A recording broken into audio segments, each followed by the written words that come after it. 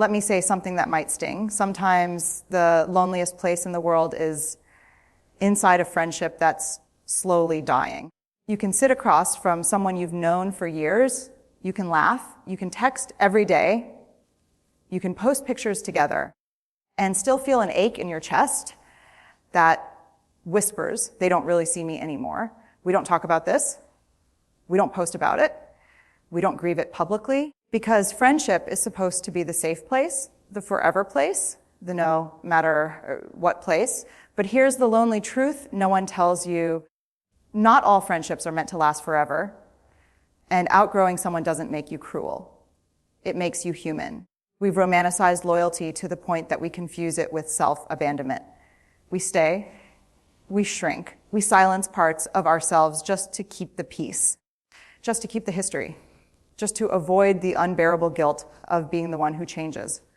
But growth changes the landscape of connection. And sometimes the person who once felt like home now feels like a room you can't breathe in. That doesn't mean you're broken. It means you're evolving. And today, we're going to tell the truth about that evolution, the grief, the guilt, the distance, the loneliness, and the courage it takes to admit that some friendships don't end with a fight. They end with a quiet ache. Here's what nobody prepares you for.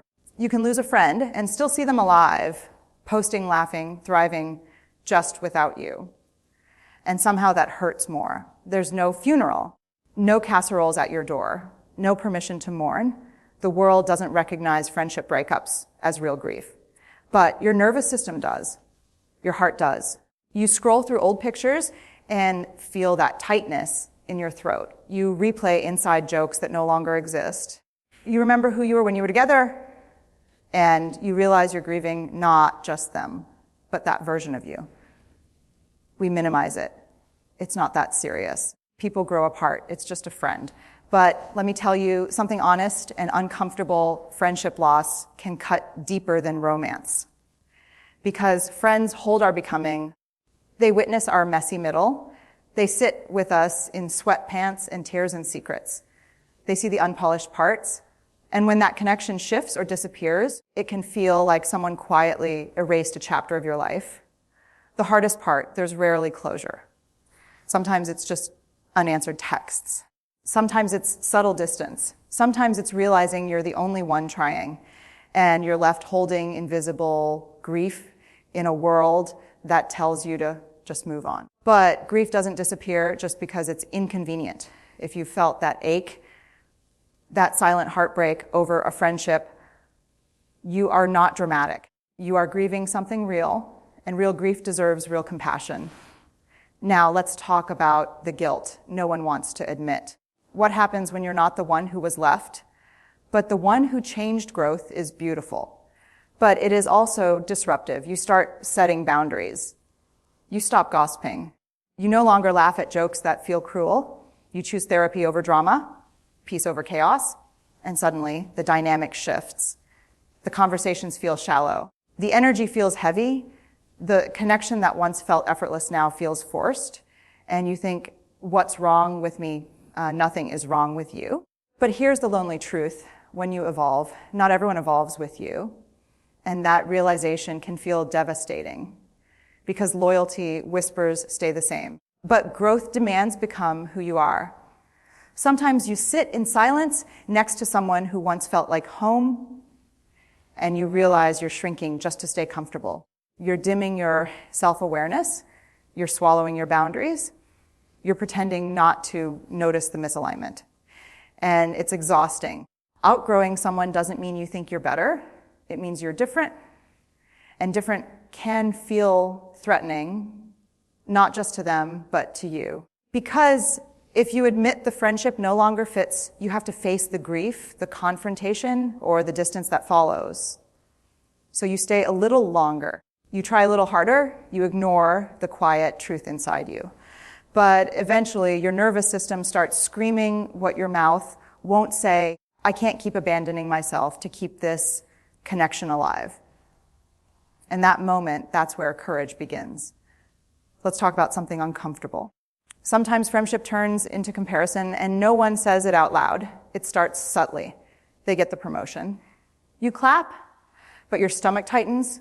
You share good news. They smile, but their energy shifts, and suddenly the room feels smaller. We don't want to admit this because it feels ugly. It feels petty, but comparison is deeply human. And when it goes unspoken, it quietly poisons connection. You start measuring. Who's ahead? Who's happier? Who's more successful? Who's more loved? And instead of celebrating each other's becoming, you begin competing in silence. Here's the lonely truth. Not every friend can handle your growth. Some people bonded with you in struggle, in insecurity, in survival mode. And when you start healing, when you start shining, when you start stepping into confidence, it disrupts the balance. And instead of saying, I feel left behind, they withdraw. Instead of saying, I'm scared, they criticize. Instead of saying, I'm proud of you, they minimize, and you feel it. You feel the tension in their tone. You feel the subtle distance. You feel the shift. Real friendship requires something radical, the ability to celebrate someone else's expansion without shrinking yourself. And that takes emotional maturity. It takes self-awareness. It takes security. Without that, connection slowly turns into competition. And competition cannot coexist with intimacy. If you've ever felt alone in a room with someone who once cheered for you, you're not imagining it. Sometimes the friendship didn't end with betrayal. It ended with comparison. Let me tell you another lonely truth. Sometimes you are the friend everyone leans on and no one thinks to ask how you're doing. You're the strong one, the wise one, the stable one, the one who gives the advice, the one who answers the late night calls. You hold space. You remember birthdays. You show up when it's inconvenient. You absorb tears, chaos, heartbreak, crisis. And somewhere along the way, the unspoken agreement becomes this: you've got it, you're fine, you don't need support. But you do. You get tired too. You break too. You doubt yourself too. The difference is you've trained everyone to see you as unshakable. And here's the painful part. Sometimes you helped create that dynamic. You didn't want to burden anyone. You didn't want to seem needy. You didn't want to disrupt the role you were praised for. So you swallowed your own struggles. You listened instead of speaking. You comforted instead of confessing. You stayed composed instead of saying, I'm not okay. And over time, resentment quietly grows, not because you don't love them, but because you feel unseen. Friendship should not be a one-way emotional labor contract. It should be mutual vulnerability. If you are always the anchor and never allowed to drift, you will eventually drown in silence.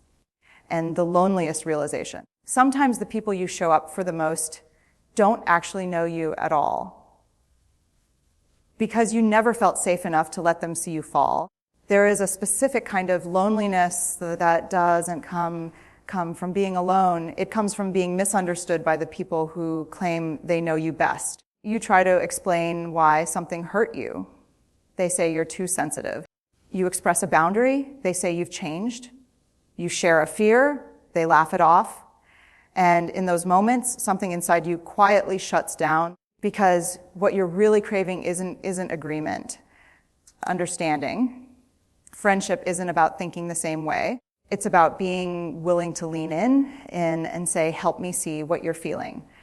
But when someone repeatedly dismisses your emotions, you start questioning yourself. Maybe I am dramatic. Maybe I expect too much.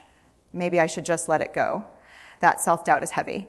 It chips away at your confidence. It makes you smaller. Here's the truth. Being misunderstood over and over again feels like emotional exile. You're present, but you don't feel known. You're included, but you don't feel seen.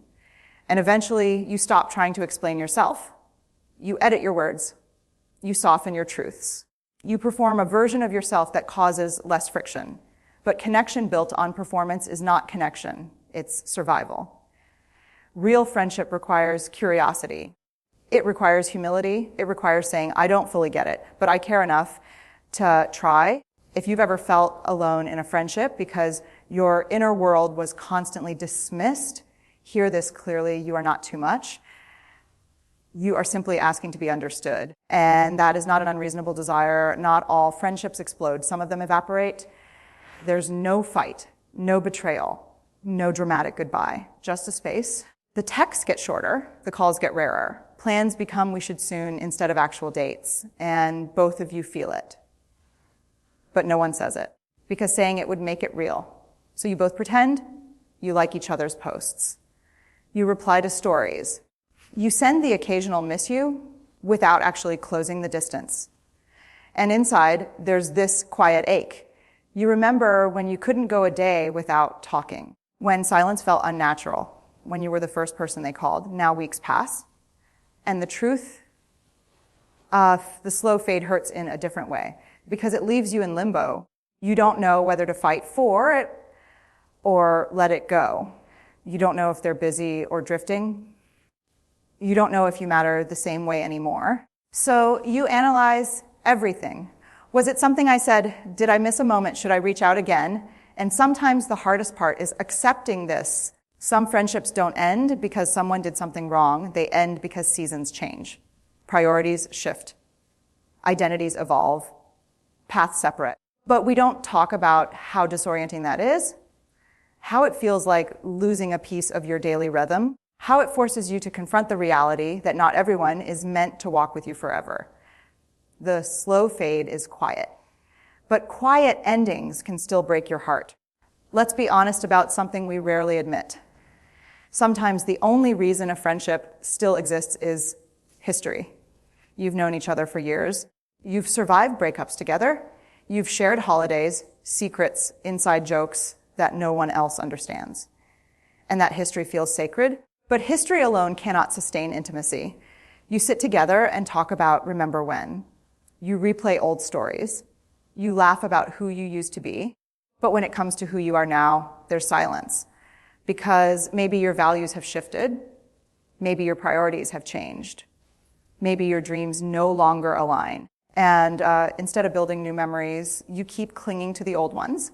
Here's the lonely truth: shared past does not guarantee shared future. And staying in a friendship only because of time invested can slowly erode your authenticity. You start thinking, we've been friends for 10 years. I can't just walk away. But longevity is not the same as depth. Time is not the same as connection. It takes courage to admit that something meaningful once existed and may no longer exist in the same way. That doesn't invalidate the past. It honors it. Because real friendship isn't about obligation. It's about alignment.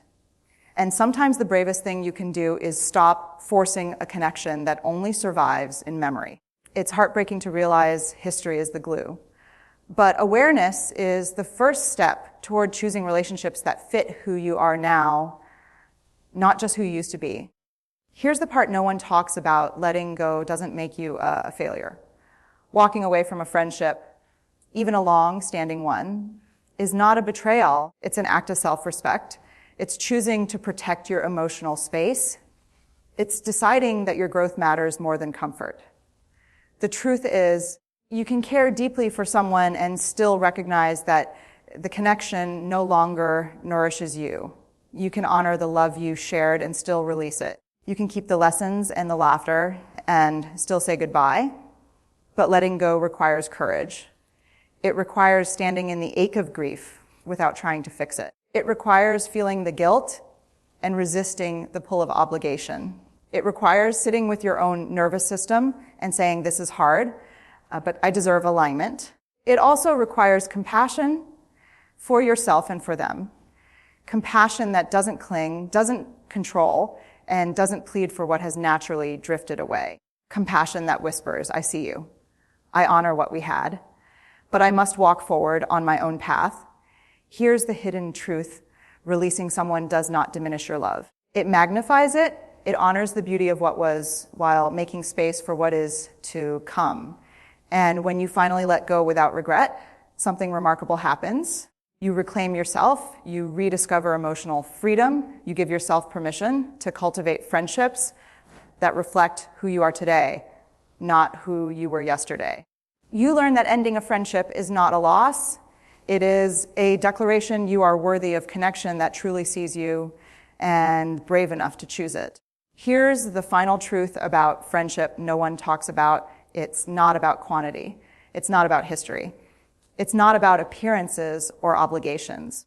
True friendship is about resonance. It's about energy that nourishes you, sees you, and challenges you to grow without shrinking you.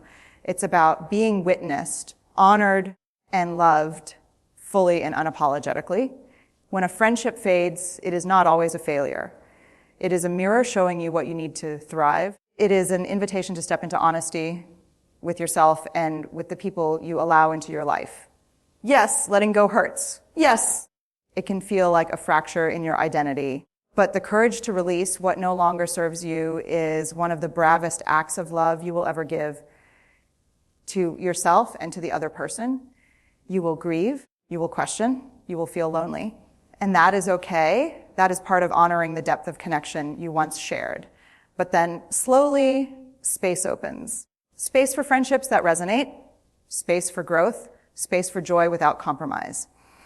So if you are feeling the quiet ache of a friendship that has shifted, know this: you are not failing, you are evolving, you are brave, you are human.